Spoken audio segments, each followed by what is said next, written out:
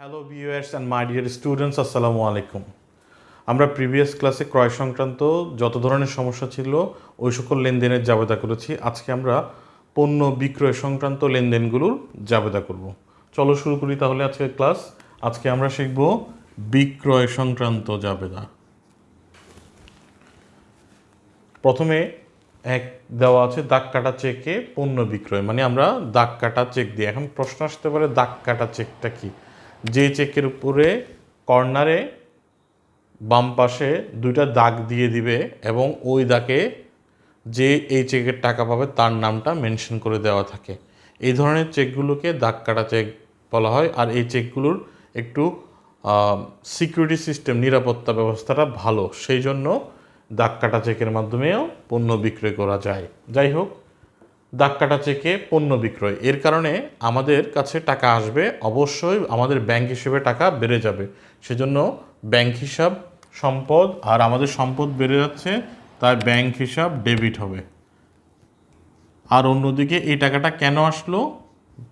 বিক্রয়ের কারণে আসলো। তাহলে বিক্রয় কেন করি আমরা? আয় করার জন্য। তার মানে বিক্রয় হচ্ছে একটা আয় হিসাব, আর আয় যখন বাড়ে তখন ক্রেডিট হয়। বিক্রয়ের ফলে আমাদের আয় বৃদ্ধি পেল, সেই জন্য বিক্রয় হিসাব ক্রেডিট হবে। 2 তারিখের লেনদেনটা দেখো, পণ্য বিক্রয়। এখানে নগদে বিক্রয় বা চেকে বিক্রয় বা ধারে বিক্রয় কিছু উল্লেখ নেই। এরকম যখন কিছুই বোঝা যায় না, আমরা বুঝে নেব এটা নগদে পণ্য বিক্রয়। তার মানে আমাদের কাছে বিক্রয়ের ফলে কিছু নগদ টাকা আসবে, সো নগদান হিসাব সম্পদ বৃদ্ধি পাবে, তাই নগদান হিসাব ডেবিট হবে 5,000। আর বিক্রয় হিসাব আরেকটা হিসাবের নাম, এখানে বিক্রয় হচ্ছে আয় হিসাব। বিক্রয়ের ফলে আমাদের আয়ের পরিমাণ বাড়ে, আর আয় বাড়লে ক্রেডিট হয়, তাই বিক্রয় হিসাব ক্রেডিট হবে 5,000। 3 তারিখের লেনদেনটা দেখো, রনির নিকট পণ্য বিক্রয় 3,000 টাকা। বিক্রয়ের সময় নগদে চেকে কিছু উল্লেখ নেই বা ধারেও বলা নেই, যাই হোক, কিন্তু একটা নাম লেখা আছে। তার মানে এরকম যখন থাকবে তখন বুঝে নিতে হবে এটা ধারে লেনদেন। তার মানে রনির নিকট থেকে আমরা রনির নিকট আমরা ধারে পণ্য বিক্রয় করেছি, সো রনির থেকে আমরা টাকা পাবো। আর যখন বিক্রয়ের কারণে কারো কাছ থেকে টাকা পাবো তখন তাকে বলতে হবে প্রাপ্য হিসাব। তার মানে এখানে রনি হচ্ছে আমাদের প্রাপ্য হিসাব, আর প্রাপ্য হিসাব হচ্ছে সম্পদ হিসাব, আর এখানে আমাদের সম্পদ বেড়ে যাচ্ছে। প্রাপ্য হিসাব, রনির সম্পদটা বেড়ে যাচ্ছে, তাই সম্পদ বৃদ্ধি পেলে ডেবিট হয়, সেজন্য প্রাপ্য হিসাব রনি ডেবিট হবে 3,000 টাকা। আর একটা হিসাবের নাম হচ্ছে বিক্রয় হিসাব আসবে, কারণ বিক্রয়ের ফলে এখানে আমাদের আয় বৃদ্ধি পাচ্ছে, আর আয় বৃদ্ধি পেলে ক্রেডিট হয়, তাই বিক্রয় হিসাব ক্রেডিট। 3 তারিখের পরে আমরা 4 তারিখের লেনদেনটা দেখব। রনির নিকট চেকে পণ্য বিক্রয়, এখানেও নাম ছিল 3 তারিখে, 4 তারিখেও নাম আছে, কিন্তু এখানে চেক থাকার কারণে, এই চেকটা থাকার কারণে এর নামের আর দাম নেই। তার মানে এটাকে বুঝে নিতে হবে শুধু চেকে পণ্য বিক্রয়। চেকে পণ্য বিক্রয়ের ফলে আমাদের ব্যাংকে টাকা বাড়বে, আর ব্যাংক হিসাব হচ্ছে আমাদের জন্য সম্পদ হিসাব। ব্যাংক সম্পদ বৃদ্ধি পাচ্ছে, সম্পদ বৃদ্ধি পেলে ডেবিট হয়, তাই ব্যাংক হিসাব ডেবিট 5,000 টাকা। ব্যাংকে কেন টাকা বাড়লো? বিক্রয়ের কারণে। বিক্রয় হচ্ছে আমাদের জন্য আয় হিসাব, আর বিক্রয়ের ফলে আমাদের আয় বৃদ্ধি পাচ্ছে, আর আয় বৃদ্ধি পেলে ক্রেডিট হয়। 4 নম্বর লেনদেনটাও আমরা শেষ করলাম। 5 নম্বর লেনদেনটা দেখো, ধারে পণ্য বিক্রয়। ধারে পণ্য বিক্রয় করলে আমরা কারো কাছ থেকে টাকা পাবো। যখন বিক্রয়ের ফলে কারো কাছ থেকে টাকা পাবো তাকে বলবো প্রাপ্য হিসাব। তাহলে একটা হিসাবের নাম এখানে প্রাপ্য হিসাব, আর প্রাপ্য হিসাব সম্পদ। সম্পদ বৃদ্ধি পাচ্ছে, এখানে সম্পদ বৃদ্ধি পেলে ডেবিট 10,000 টাকা। আরেকটা হিসাবের নাম হচ্ছে বিক্রয় হিসাব। বিক্রয় হিসাব হচ্ছে আয় হিসাব, এখানে বিক্রয়ের ফলে আমাদের আয় বৃদ্ধি পাবে, তাই বিক্রয় হিসাব ক্রেডিট 10,000। 6 নম্বর লেনদেনটা একটু দেখি। প্রাপ্য বিলের বিনিময়ে পণ্য বিক্রয়। এখানেও এটাও ধারে বিক্রয়, কিন্তু এই ক্ষেত্রে বিক্রয়ের ক্ষেত্রে একটা ডকুমেন্ট ব্যবহার করা হয়েছে। আর ধারে বিক্রয়ের ক্ষেত্রে যে ডকুমেন্টের মাধ্যমে বিক্রয় হবে সেটাকে বলতে হবে প্রাপ্য বিল। প্রাপ্য বিলটাও এই বিলের টাকা আমরা পাবো, তাই এটা আমাদের সম্পদ।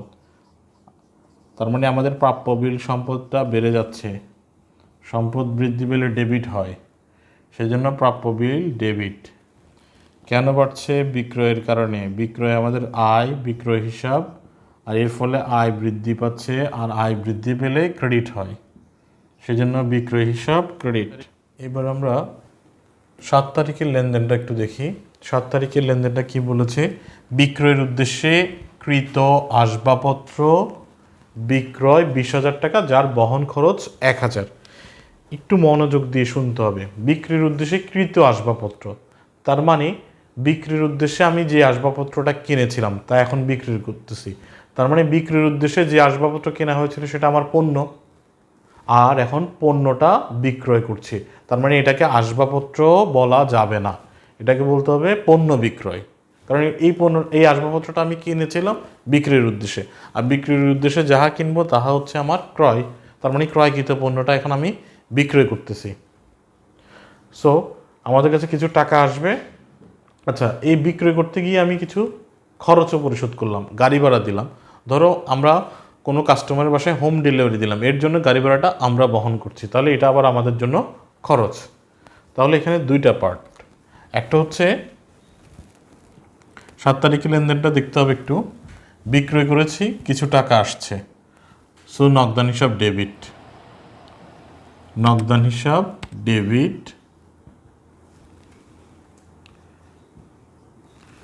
20,000 টাকা।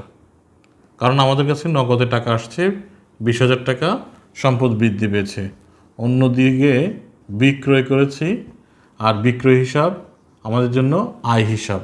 বিক্রয়ের কারণে আমাদের আয় বৃদ্ধি পাচ্ছে 20,000। একটা পার্ট করলাম।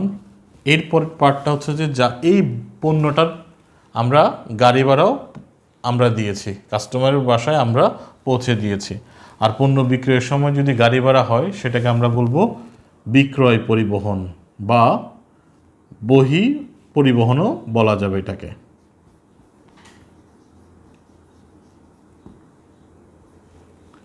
বিক্রয় পরিবহন, তার মানে এটা হচ্ছে আমাদের খরচ, আমাদের ব্যয় বৃদ্ধি পাচ্ছে 1,000 টাকা, আর এর কারণে আমাদের কাছ থেকে নগদ টাকা চলে যাবে 1,000, তাই নগদান হিসাব ক্রেডিট হবে, কারণ সম্পদ হ্রাস পাচ্ছে।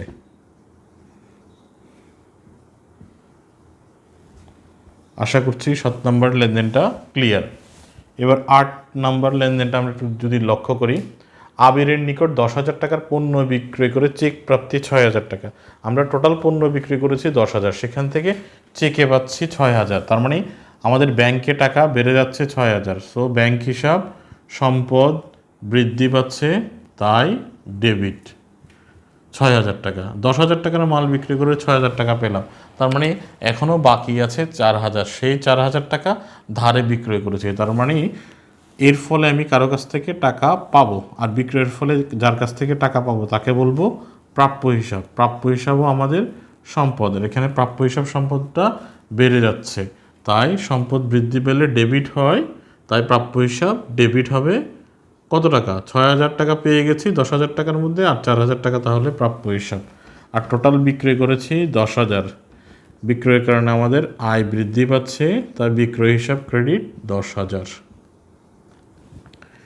এরপরে 9 তারিখের লেনদেনটা একটু মনোযোগ সহকারে দেখতে হবে।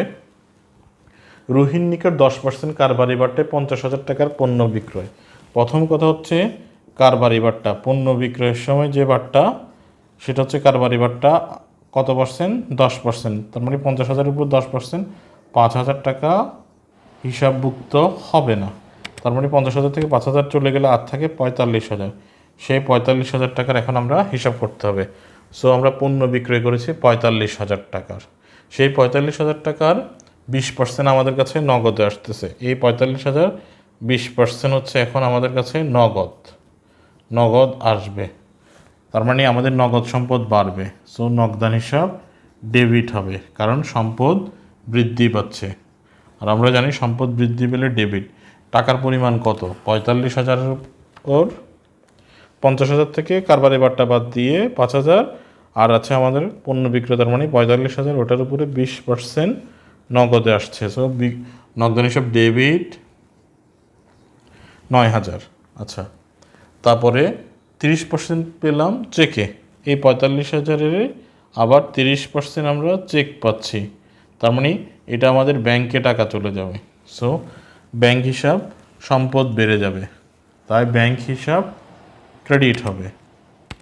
টাকার ফিগারগুলো কীভাবে বের করলাম আমি এখানে আবার দেখাই দিচ্ছি তোমাদের জন্য। এটা হচ্ছে 45,000-এর 20%, আর এটা হচ্ছে 45,000-এর 30%। তো ব্যাংক সম্পদ বেড়ে যাচ্ছে, ব্যাংক সম্পদ বাড়লে ডেবিট হবে কত টাকা? 45,000-এর উপরে 30%, 45,000 গুণ 30%, তার মানে 13,500 টাকা ব্যাংকের সম্পদ বাড়লো। লাস্ট একটু মনোযোগ দিয়ে দেখো, 10,000 টাকার বিলের স্বীকৃতি পাওয়া গেল। আমরা যখন কোনো বিলের স্বীকৃতি পাবো, তার মানে এটা হচ্ছে প্রাপ্য বিল, আর বিক্রয়ের ক্ষেত্রে যে বিল সেটাকে আমরা বলবো প্রাপ্য বিল। তার মানে এই বিলের টাকা আমরা পাবো, এটা আমাদের সম্পদ। সো প্রাপ্য বিল সম্পদ বেড়ে যাচ্ছে, সম্পদ বাড়লে ডেবিট, তাই প্রাপ্য বিল হিসাব ডেবিট। কত টাকার বিল? 10,000 টাকার। আমরা টোটাল বিক্রয় করেছি 45,000, সেখান থেকে ক্লিয়ার হয়েছে 45,000 থেকে মাইনাস 9,000 মাইনাস 13,500 মাইনাস 10,000, এইটুকু পর্যন্ত আমাদের হিসাব ক্লিয়ার হলো। তার মানে বিক্রয়ের এখনও 12,500 টাকা কি হলো সেটা বোঝা যায়নি। তাহলে এখানে বুঝে নিতে হবে সেই বাকিটা, এই 20%, 30% এবং প্রাপ্য বিল ছাড়া আর বাকি যেটা আছে বিক্রয়ের যে অংশটা আছে সেটা ধারে বিক্রয় হয়েছে, তার মানে প্রাপ্য হিসাব সম্পদ বেড়ে যাবে। সো প্রাপ্য হিসাব ডেবিট হবে কত টাকা? 12,500 টাকা। টোটাল বিক্রয় হিসাব ক্রেডিট হবে, কারণ বিক্রয় আয় বৃদ্ধি পাচ্ছে, আর আয় বৃদ্ধি পেলে ক্রেডিট হয়, 45,000 টাকা হবে ক্রেডিট। এইটা একটু আবার বলি, টোটাল বিক্রয় করেছিলাম 50,000, সেখান থেকে 10% বাটটা কারবারি বাটটা বাদ, কারণ কারবারি বাটটা হিসাবভুক্ত হয় না, তার মানে আর বাকি আছে 50,000 থেকে 5,000 বাদ গিয়ে 45,000, তার মানে আমরা পণ্য বিক্রয় করেছি 45,000, সেজন্য বিক্রয় হিসাব টোটাল ক্রেডিট 45,000। সেই 45,000-এর 20% নগদে পেয়েছে, তাই নগদান হিসাব সম্পদ বেড়ে যাচ্ছে, সেজন্য ডেবিট 9,000। এরপর 30% পেলাম চেকে, এই 45,000-এর উপর 30% চেকে পাওয়াতে ব্যাংকে টাকা বেড়ে যাবে, তাই ব্যাংক হিসাব ডেবিট 13,500। আবার 10,000 টাকার একটা বিলের স্বীকৃতি পাওয়া গেল, যখন বিক্রয়ের ক্ষেত্রে বিলের স্বীকৃতি পাবো তখন সেটা হচ্ছে প্রাপ্য বিল। প্রাপ্য বিলও আমাদের সম্পদ, তার মানে প্রাপ্য বিল সম্পদ বেড়ে যাচ্ছে, সেজন্য সেটা ডেবিট হলো 10,000। 45,000 থেকে আমরা এখানে 12,500 ছাড়া আর সবগুলোর হিসাব ক্লিয়ার করলাম, তার মানে 45,000 থেকে ডেবিটের 9,000, 13,500 এবং 10,000 বাদ দেওয়ার পরে বাকি আছে 12,500। সেই 12,500 কীভাবে হলো কিছু ক্লিয়ার নাই, তার মানে আমরা বুঝে নেব সেটা ধারে হয়েছে। সো প্রাপ্য হিসাব ডেবিট 12,500। তো ভিউয়ার্স, আশা করছি বিক্রয় সংক্রান্ত সকল জাবেদা আমরা খুব ভালোভাবে শেষ করতে পেরেছি। পরবর্তী ক্লাসে এরকম জাবেদার আরও একটা নতুন টপিকস নিয়ে আসবো। পরবর্তী ক্লাস দেখার আমন্ত্রণ জানিয়ে আজকে ক্লাস এখানে শেষ করছি। ভালো থেকো, সুস্থ থেকো, আল্লাহ হাফেজ।